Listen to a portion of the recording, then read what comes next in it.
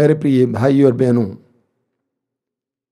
जब भी हम पवित्र वचनों को सुनते हैं, ईश्वर की वाणी को सुनते हैं, पढ़ते हैं, उन सारे क्षणों में प्रभु की प्रतिज्ञाएं हमारे प्रति दोहराई जाती है। प्रभु स्वयं हमसे बोलते हैं। जब हम उन बातों को ग्रहण करते हैं और उन पर विश्वास करते हैं, तो हम देखेंगे कि वे वचन हमारे जीवन में पूर्ण हो जाएंगे। मैंने अपने व्यक्तिगत जीवन में अनुभव किया है और बहुत सारे लोगों को यह कहते हुए सुना है कि उन्होंने इस वचन पर विश्वास किया, उसके अनुसार प्रार्थना की और उनके जीवन में उस वचन की कृपा आई या उसके अनुसार उनके जीवन में पूरा हुआ। इसीलिए जब भी आप पवित्र वचन को सुनते हैं या पढ़ते हैं, बड़े आदर के साथ, श्रद्धा के साथ पढ़ें और सुनें। हम यशायाह नबी के ग्रंथ के अध्याय 66 उसके वाक्य 2 में पढ़ते हैं। प्रभु कहते हैं कि उनकी कृपा दृष्टि उन लोगों पर बनी रहती है जो पश्चातापी हैं, विनम्र हैं और श्रद्धा से उनकी वाणी सुनते हैं। जब हम श्रद्धा से प्रभु की वाणी को सुनते हैं, वो वाणी हमारे जीवन में पूर्ण हो जाती है। मेरे व्यक्तिगत जीवन में मैंने अनुभव किया है कि जब मैंने एक वचन पर विश्वास किया, उसको ग्रहण किया, मैंने देखा वो वचन मेरे जीवन में पूरा हुआ है। 2000 वर्ष पहले प्रभु यीशु इस संसार में आए, ईश्वर के पुत्र इस संसार में आए और प्रभु ने हमें सिखाया कि हम ईश्वर की संतान हैं, ईश्वर के पुत्र पुत्रियां हैं। और प्रभु ने अपने प्रेममय बातें और अपने बलिदान के द्वारा हमारे सामने इस बात का प्रमाण रखा है कि हम ईश्वर के पुत्र पुत्रियां हैं। इसीलिए प्रभु ने हमें हिम्मत दी है, साहस दी है। सुसमाचार में बार बार हमें पढ़ने को मिलता है, प्रभु कहते हैं मांगो। मत्ती के सुसमाचार के अध्याय 7 उसके वाक्य 7 में प्रभु कहते हैं मांगो और तुम्हें दिया जाएगा, ढूंढो और तुम्हें मिल जाएगा, खटखटाओ तुम्हारे लिए खोला जाएगा। क्योंकि जो मांगता है उसे दिया जाता है। तो प्रभु यीशु ने हमें सिखाया है कि मांगो। लेकिन याकूब अपने पत्र के अध्याय 4 वाक्य 3 में कहते हैं, जब आप लोग मांगते हैं तो आपको मिल नहीं जाता है, क्योंकि आप अच्छी तरह प्रार्थना नहीं करते हैं। याकूब कहते हैं कि आप अच्छी तरह प्रार्थना नहीं करते हैं। ये अच्छी तरह प्रार्थना करना क्या होता है, इसके बारे में आज हम मनन चिंतन करेंगे। हमारी प्रार्थनाएं कब शक्तिशाली होंगी, हमारी प्रार्थनाएं कब अच्छी होंगी, इसके बारे में मनन चिंतन करेंगे। सबसे पहले प्रभु यीशु ने स्वयं सिखाया है। यूहन्ना के सुसमाचार के अध्याय 4 उसकी वाक्य 24 में प्रभु ने कहा, ईश्वर आत्मा है और उसके आराधकों को चाहिए कि आत्मा और सच्चाई से उसकी आराधना करें। ईश्वर आत्मा है और उसके आराधकों को चाहिए कि आत्मा और सच्चाई से उसकी आराधना करें। प्रभु 2 बातें बताते हैं। पहली बात, प्रभु कहते हैं कि हमारी प्रार्थना, हमारी आराधना आत्मा से निकलनी चाहिए, मुंह से नहीं। अक्सर हम प्रार्थना करते रहते हैं, लेकिन मुंह से बहुत सारी बातें रटते रहते हैं। हम यशायाह नबी के ग्रंथ के अध्याय 29 उसके वाक्य 13 में पढ़ते हैं। प्रभु कहते हैं, ये लोग शब्दों से मेरी महिमा करते हैं, लेकिन इनका हृदय मुझसे दूर है। ये लोग शब्दों से मेरी महिमा करते हैं, लेकिन इनके हृदय बहुत दूर हैं। अपनी प्रार्थनाओं को देखिए। अक्सर जब हम प्रार्थना करते हैं, बहुत सारी बातें रटते रहते हैं। मत्ती अध्याय 6 वाक्य 7 में प्रभु कहते हैं, गैर यहूदियों की तरह रट मत लगाओ। प्रार्थना के समय गैर यहूदियों की तरह रट मत लगाओ। अक्सर हम प्रार्थना करते हैं तो लगता है हम प्रार्थना करने का अभिनय कर रहे हैं। हम बोलते कुछ हैं, लेकिन हमारे मन, हमारे हृदय कहीं और है। इसीलिए प्रभु कहते हैं, इस तरह प्रार्थना नहीं करनी चाहिए। आत्मा से प्रार्थना को निकलनी चाहिए। यिर्मयाह नबी के ग्रंथ के अध्याय 29 उसके वाक्य 13 और 14 में प्रभु कहते हैं, यदि तुम संपूर्ण हृदय से मुझे ढूंढोगे, यदि तुम संपूर्ण हृदय से मुझे ढूंढोगे तो मैं तुम्हें मिल जाऊंगा और मैं आकर तुम्हारे भविष्य को पलट दूंगा। कितनी शक्तिशाली प्रतिज्ञा है। प्रभु कहते हैं, यदि तुम संपूर्ण हृदय से मुझे ढूंढोगे तो मैं तुम्हें मिल जाऊंगा। संपूर्ण हृदय से ढूंढना, आत्मा की गहराई से प्रार्थना करना।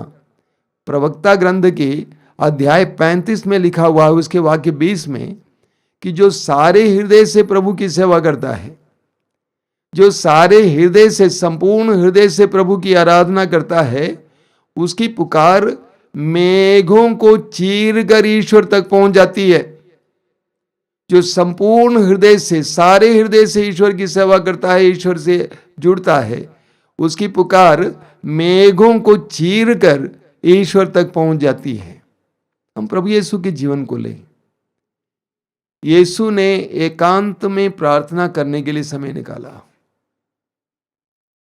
मार्कुस अध्याय 1 वाक्य 35 में हम पढ़ेंगे कि बड़े सवेरे, अब जब अंधेरा ही था, यीशु अपने शिष्यों को छोड़ते हैं और एकांत में जाकर प्रार्थना में लीन होते हैं।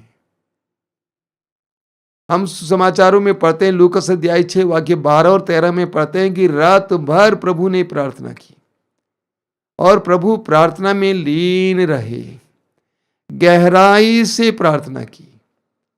मत्ती के सुसमाचार के अध्याय 6 वाक्य 6 में प्रभु यीशु कहते हैं, इसलिए जब तुम प्रार्थना करते हो तो कमरे के अंदर जाओ और कमरा बंद करो और एकांत में प्रार्थना करो। तुम्हारा स्वर्गीय पिता जो एकांत को भी देखता है तुम्हें पुरस्कार देगा। एक बार मैं ट्रेन में सफर कर रहा था और एक भाई ने मुझसे पूछा, परिचय मांगा, तो मैंने कहा कि मैं मातृधाम आश्रम रहता हूं। कई साल पहले की बात है। उन्होंने पूछा कि आश्रम कैसे होता है। मैंने कहा एकांत स्थान है। वास्तव में उस समय मातृधाम आश्रम बहुत ही एकांत स्थान था। अभी चारों ओर कॉलोनी बने हुए हैं, इसीलिए एकांतता खत्म हो गई है। तो उन्होंने मुझसे सवाल किया, एकांत का तात्पर्य क्या है? तो मैंने समझाने का प्रयास किया, लेकिन उन्होंने एक गहरी बात मुझे बता दी। उन्होंने कहा, एकांत वहां होता है, वो स्थिति होती है जहां एक का भी अंत होता है। बहुत सुंदर। प्रभु यीशु एकांत में प्रार्थना किया करते थे। हमारी प्रार्थनाओं को हृदय की गहराई से निकलनी चाहिए। मैं देखता हूं कभी कभी हमारे कुछ भाई बहन प्रार्थना के दौरान गदगद हो जाते हैं, रोने लगते हैं, उनकी आंखों से आंसू झरने लगते हैं, क्योंकि वे ईश्वर से जुड़ जाते हैं।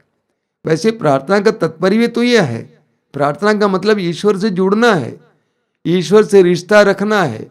इसीलिए प्रभु यीशु ने कहा, मैं दाखलता हूं, तुम डालियां हो, जो मुझ में रहता है और मैं जिसमें रहता हूं वही बहुत फलता है। तो प्रभु यीशु कहते हैं कि हमारी प्रार्थनाएं आत्मा से निकलनी चाहिए, अन्यथा वो ईश्वर का अपमान होगा। दूसरी बात प्रभु कहते हैं कि आत्मा और सच्चाई से, हमारी प्रार्थनाएं सच्चाई से परिपूर्ण होनी चाहिए। ऐसा नहीं होना चाहिए कि एक तरफ हमारी प्रार्थनाएं, दूसरी तरफ हमारा जीवन है। हमारे जीवन और प्रार्थना में तालमेल होना चाहिए। मेरे हृदय में कपट है, खोट है, छल है, गुस्सा है, क्रोध है, वासना है, गंदे उद्देश्य हैं, और मैं प्रार्थना करूंगा तो वो प्रार्थना शक्तिशाली नहीं होगी, उसमें कोई शक्ति नहीं होगी। प्रभु यीशु कहते हैं स्पष्ट शब्दों में, इस्यास अध्याय 1 वाक्य 15 में, जब तुम प्रार्थना में हाथ फैलाओगे मैं अपनी आंखें फेर लूंगा, और जब तुम ऊंची और लंबी प्रार्थनाएं करोगे मैं नहीं सुनूंगा, क्योंकि तुम्हारे हाथ रक्त से रंगे हुए हैं, तुम्हारे हाथ में पाप है, कलंक है, इसीलिए मैं तुम्हारी प्रार्थना को नहीं सुनूंगा।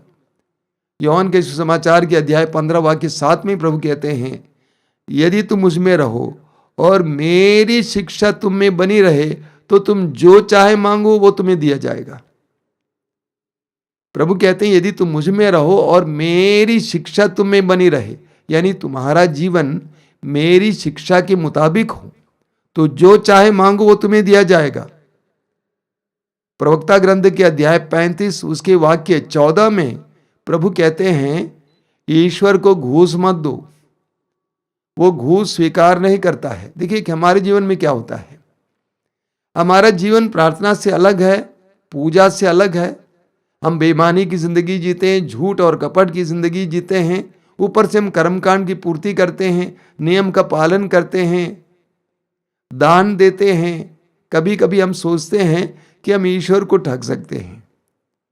मैं कभी कभी हंसता हूं, लोग क्या समझ रखे हैं ईश्वर को। लोग सोचते हैं दान देने से, पैसा देने से, कुछ नियमों की पूर्ति करने से हम ईश्वर को प्रसन्न कर सकते हैं। सामुएल का पहला ग्रंथ अध्याय 16 में स्वयं प्रभु कहते हैं कि ईश्वर मनुष्य के हृदय को देखता है, हृदय की सच्चाई देखता है, रूप रंग और बाह्य आडंबर नहीं देखता है, हमारे जीवन के हृदय की सच्चाई देखता है। हम ईश्वर को ठग नहीं सकते हैं। जो पैसे से प्रसन्न किया जा सकता है वो ईश्वर नहीं हो सकता है, वो कोई और होगा। इसीलिए प्रभु यीशु कहते हैं जब तुम प्रार्थना करते हो आत्मा से प्रार्थना करो और सच्चाई से प्रार्थना करो। मैं इस बात पर मनन कर रहा हूं कि हमारी प्रार्थनाएं कैसी अच्छी हो सकती हैं। दूसरा पॉइंट है ईश्वर की इच्छा के अनुसार हमारी प्रार्थना हो। हमारी प्रार्थना ईश्वर की इच्छा के अनुसार हो। योहन के पहले पत्र में उसके अध्याय 5 वाक्य 14 में योहन कहते हैं हमें ईश्वर पर यह भरोसा है कि यदि हम उसकी इच्छा अनुसार उससे कुछ भी मांगते हैं तो वह हमारी सुनता है। एक बार और सुनिए, योहन कहते हैं हमें ईश्वर पर यह भरोसा है कि यदि हम उसकी इच्छा अनुसार उससे कुछ भी मांगते हैं तो वह हमारी सुनता है। यिर्मयाह नबी के अध्याय 29 उसके वाक्य 11 में हम पढ़ते हैं, प्रभु कहते हैं कि तुम्हारे लिए निर्धारित योजनाएं मैं जानता हूं, तुम्हारे हित की योजनाएं अहित की नहीं, तुम्हारे लिए आशामय भविष्य की योजनाएं। हम प्रार्थना में बहुत कुछ मांगते हैं, कभी कभी उटपटांग भी मांगते हैं। एक बार याकूब और योहन की मां को लेकर याकूब और योहन यीशु के पास आए और कहा कि इनको आपके राज्य में दाएं बाएं बैठने देना। प्रभु ने याकूब और योहन से कहा कि तुम नहीं जानते हो तुम क्या मांग रहे हो। हम गलत भी मांगते हैं। कुछ दिन पहले 21 साल की एक लड़की आई, उसने कहा स्वामी जी मैं आपसे प्रार्थना मांगती हूँ। क्या प्रार्थना है? मैं एक लड़की को प्यार करता हूँ, वो दूसरी जात का है, मैं दूसरी जात की हूँ, मैं उससे शादी करना चाहती हूँ लेकिन मेरी माँ नहीं मानती है, आप प्रार्थना कीजिए कि मेरी माँ माने। मैंने उससे सवाल किया वो लड़का तुमको कितने दिन से प्यार कर रहा है? 7 महीनों से। मैंने पूछा तुम्हारी मम्मी तुमको कितने दिन से प्यार कर रही है? 21 साल से। उस लड़के ने तुम्हारे लिए कितना त्याग किया है? कोई खास नहीं। तुम्हारी मम्मी ने तुम्हारे लिए कितना त्याग किया है? बहुत कुछ। मैंने कहा जाओ दर्शन भवन में बैठो, प्रभु के सामने बैठकर तय कर लो किसकी बात को मानने की आवश्यकता है। हमें प्रभु की इच्छा के अनुसार प्रार्थना करने की जरूरत है। कभी कभी हमारी प्रार्थनाएं ऐसी हैं जैसा कि करौंदे पर हम लोग कटहल चाहते हैं, आम के पेड़ पर हम कटहल चाहते हैं, अमरूद चाहते हैं। हमारी प्रार्थनाएं कभी कभी उल्टी पुल्टी प्रार्थनाएं हैं। कुछ दिन पहले एक भाई बहुत दूर से यहाँ पे आया था, 2-3 दिन यहाँ पे प्रार्थना में बैठा। व्यक्तिगत रूप से बातचीत के दौरान उन्होंने कहा कि मैं 45 साल का हो गया हूँ, मेरी शादी नहीं हुई है, मेरे पड़ोस में एक औरत रहती है, उसकी शादी हुई है, उसका पति है, बच्चे भी हैं, हम दोनों आपस में बहुत प्यार करते हैं। नारी ने मुझसे कहा कि यदि मेरा पति मुझे छोड़ देगा या मर जाएगा तो मैं आपसे शादी करूंगी। और मैंने उस भाई से पूछा कि मैं क्या करूं बताओ, आप कुछ तो कीजिए, उसके पति को हटाने के लिए कोई रास्ता बता दीजिए, प्रार्थना कीजिए। देखिए कैसे कैसी प्रार्थनाएं हम लोग करते हैं। कई वर्ष पहले मैं एक ईसाई लड़की से मिला था। उस लड़की ने मुझसे कहा, जवान लड़की है, उसने कहा मैं फलाने फादर के लिए, पुरोहित के लिए प्रार्थना कर रही हूँ। अच्छा बहुत अच्छी बात है। मैंने कहा क्या प्रार्थना कर रही हो? मैं ये प्रार्थना कर रही हूं कि वो छोड़ दें, पुरोहिताई छोड़ दें और मेरे साथ शादी कर लें। हमारी प्रार्थनाएं कैसी उटपटांग होती हैं। हमारी प्रार्थनाएं उटपटांग होती हैं। हमारी प्रार्थनाओं को ईश्वर की इच्छा के अनुसार होनी चाहिए, ईश्वर की योजना के अनुसार होनी चाहिए। इसलिए प्रार्थना करने से पहले, मांगने से पहले प्रभु से पूछो, प्रभु तू क्या चाहता है। प्रभु यीशु ने हमारे सामने एक बहुत सुंदर उदाहरण रखा। गेत्सेमनी बाग में प्रार्थना के दौरान प्रभु की आंखों के सामने उनका दुखभोग और उनकी मृत्यु दिखाई दे रही थी और वे घबरा गए थे। उन्होंने पिता से कहा कि पिता इसे हटा दीजिए, लेकिन अंत में प्रभु ने क्या कहा? मेरी इच्छा नहीं, तेरी इच्छा पूरी हो। हमारी प्रार्थनाओं का अंत भी ऐसा ही होना चाहिए। अंत में हमें यह बोलना चाहिए, प्रभु मैं ये चाहता हूं, मैं ये पसंद करता हूं, ये मेरी इच्छा है, लेकिन मेरी इच्छा नहीं, तेरी इच्छा पूरी हो। यह एक अच्छी और सच्ची प्रार्थना है। तो दूसरी बात यह है कि ईश्वर की इच्छा के अनुसार हमारी प्रार्थना हो। तीसरी बात, हमारी प्रार्थनाएं विनय पूर्वक हो। हम विनय पूर्वक प्रार्थना करें। अक्सर हम लोग ईश्वर के सामने भी घमंड करते हैं। कैसे प्रार्थना करते हैं? कितने घमंड के साथ प्रार्थना करते हैं। कैसे हम मंदिर जाते हैं, कैसे हम गिरजाघर जाते हैं। कभी कभी ऐसा लगता है जैसा कि गिरजाघर परेड की जगह है, फैशन परेड की जगह है। क्या क्या कपड़ा पहन के जाते हैं, किसको दिखाने के लिए जाते हैं। हमारे अंदर घमंड बना हुआ रहता है, हमारे अंदर खोट है, अहंकार है। ऐसे में हम प्रार्थना करेंगे तो कौन सुनेगा? प्रभु यीशु ने कहा, बच्चों को मेरे पास आने दो। जब हम छोटे बच्चों की तरह प्रभु के पास जाएंगे तो हम प्रभु की उपस्थिति के योग्य होंगे। मुझे कहते हुए बड़ा दुख है, बहुत सारे विश्वासियों और मसीहियों को मैंने देखा, यहां तक गिरजाघर में, प्रार्थनालयों में भी घमंड करते हैं।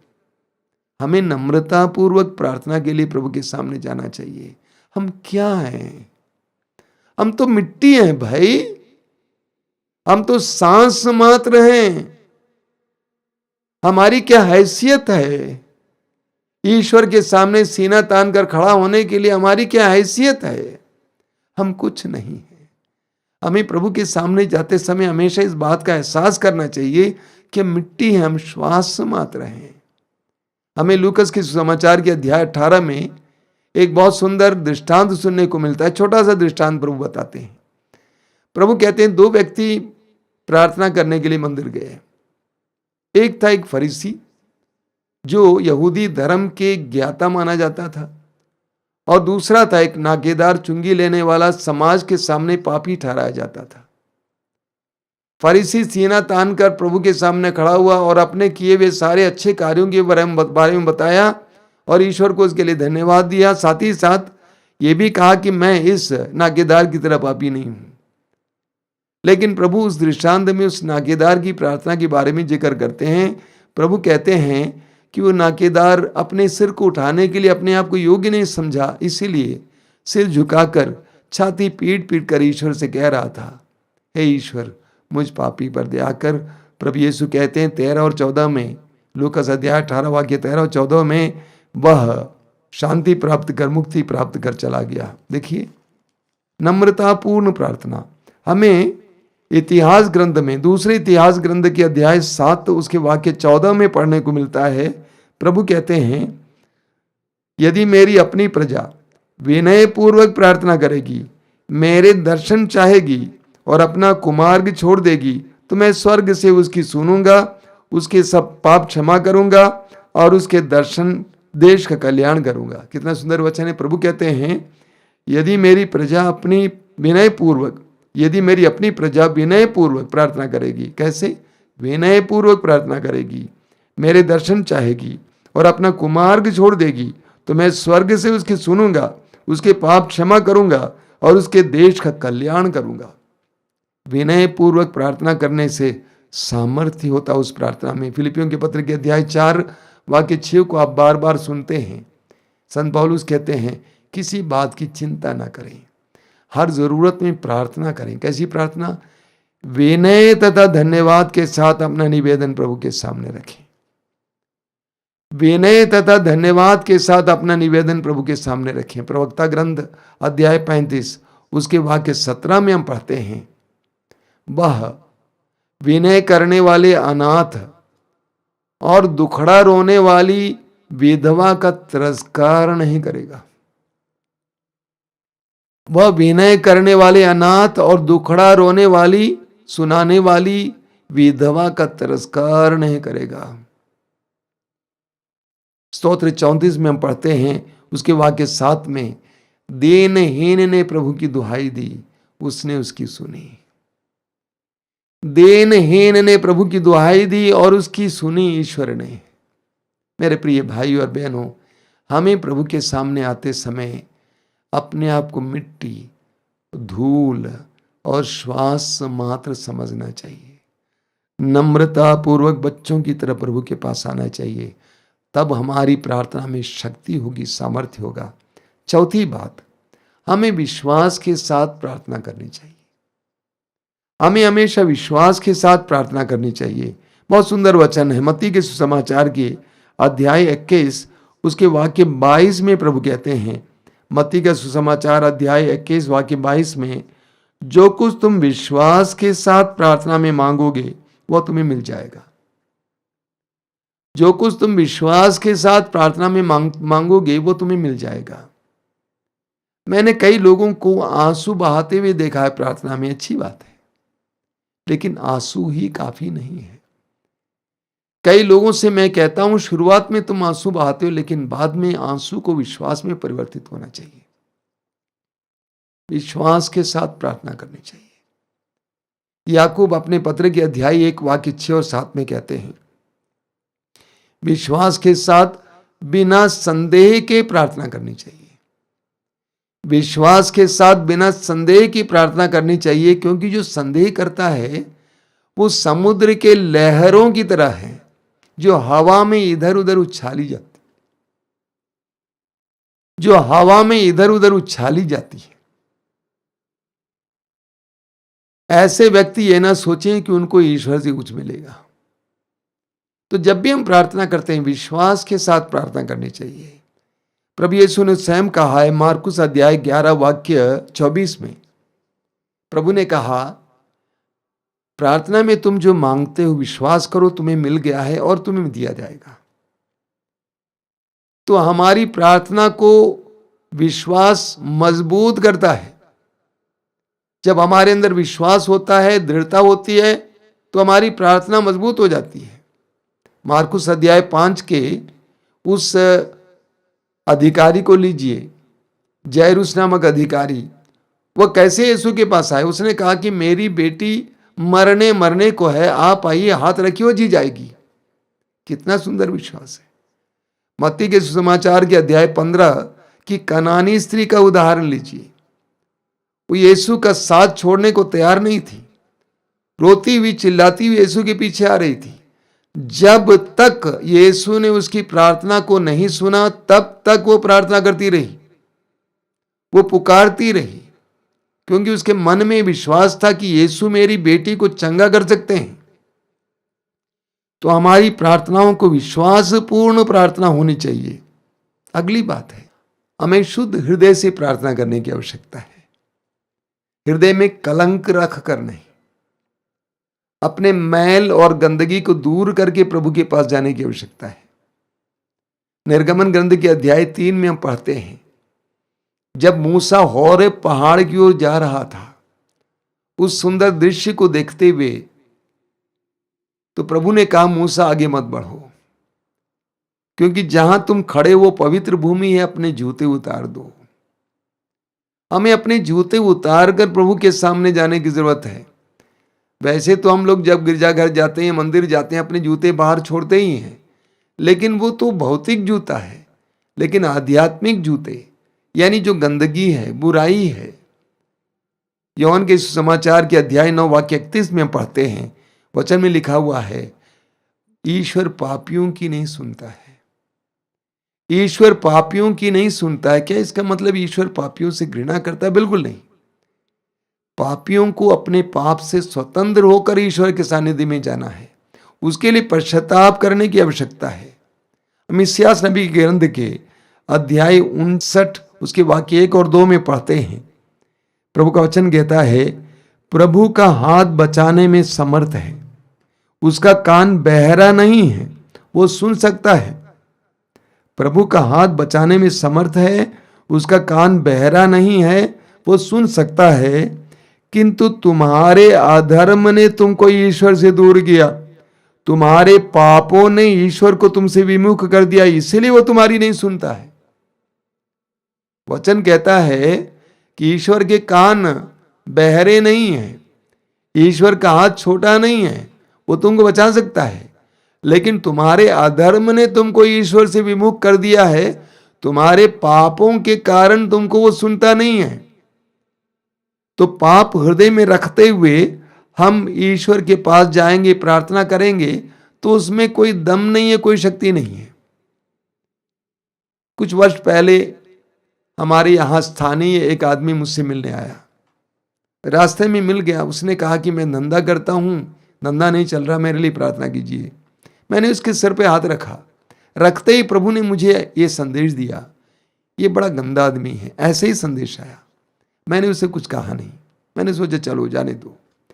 अगली बार फिर आया, फिर मैंने हाथ रखा, प्रार्थना की।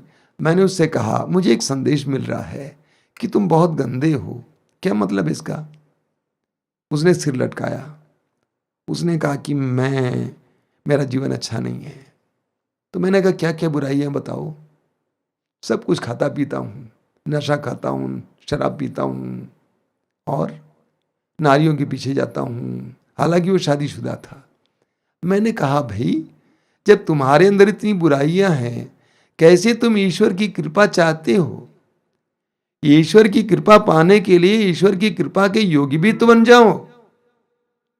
अगर ईश्वर की कृपा पाना चाहते हो तो उसके लिए योगी भी तो बन जाओ, तभी तो ईश्वर की कृपा पाओगे। तो प्रभु के पास जाने के लिए, प्रार्थना करने के लिए हमें शुद्ध हृदय की आवश्यकता है। अंत में हमें नित्य प्रार्थना करनी चाहिए। लूकास के सुसमाचार के अध्याय 18 वाक्य 1 में लिखा हुआ है, नित्य प्रार्थना करनी चाहिए, कभी हताश नहीं होना चाहिए। नित्य प्रार्थना करनी चाहिए, कभी हताश नहीं होना चाहिए। हमें बराबर प्रार्थना करने की आवश्यकता है, हमें हताश नहीं होना है, निरंतर प्रार्थना करना है। कनानी स्त्री की तरह, उस विधवा की तरह निरंतर प्रार्थना करना, टूटना नहीं है। प्रभु यीशु ने अपने शिष्यों से कहा, पवित्र आत्मा के लिए प्रतीक्षा करो।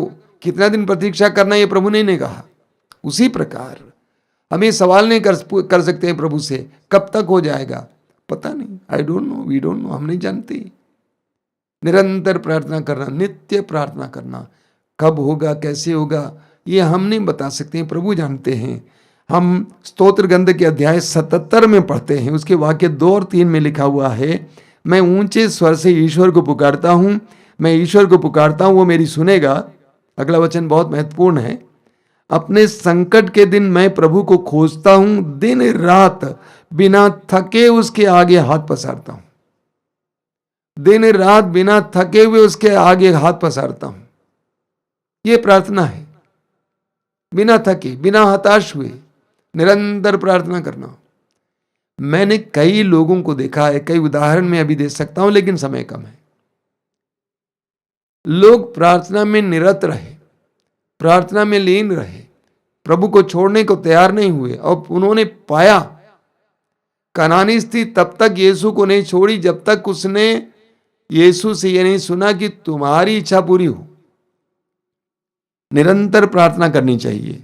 हमें स्तोत्र 123 उसके वाक्य 2 और 3 में बहुत सुंदर वचन पढ़ने को मिलता है, जिस तरह दासों की आंखें स्वामी के हाथ पर टिकी रहती हैं, जिस तरह दासी की आंखें स्वामिनी के हाथ पर टिकी रहती हैं, उसी तरह जब तक प्रभु ईश्वर दया ना करें, हमारी आंखें उस पर टिकी रहती हैं। कितनी सुंदर बात है। जब तक प्रभु दया ना करें, तब तक हमारी आंखें उन पर टिकी रहती हैं।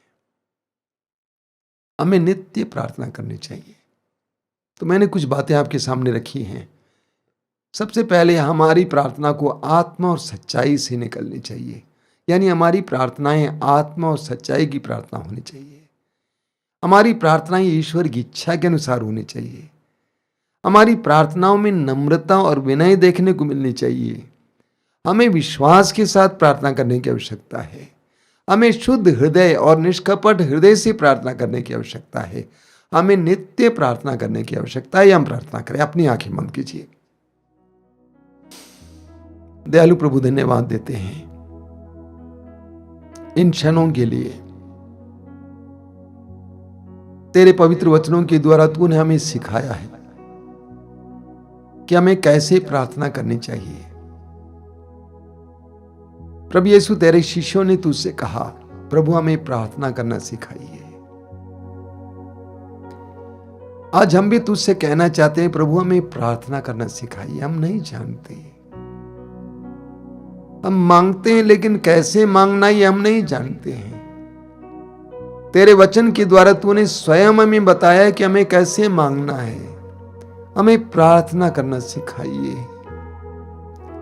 हमारी प्रार्थनाओं में गहराई दीजिए। हमारी प्रार्थनाओं में ईमानदारी दीजिए। हमारे प्रार्थनाओं में विश्वास दीजिए, विनय दीजिए। प्रार्थना के द्वारा तेरे साथ जुड़े रहने की कृपा दीजिए। मैं विश्वास करता हूं कि इस समय इन वचनों को सुनने वाले एक एक भाई बहनों को तू स्पर्श कर रहा है। मैं जानता हूं इन वचनों को सुनते समय तू उन्हें प्रार्थना करना सिखा रहा था। तुझे धन्यवाद यीशु। तेरी स्तुति, तेरी महिमा, तेरी आराधना।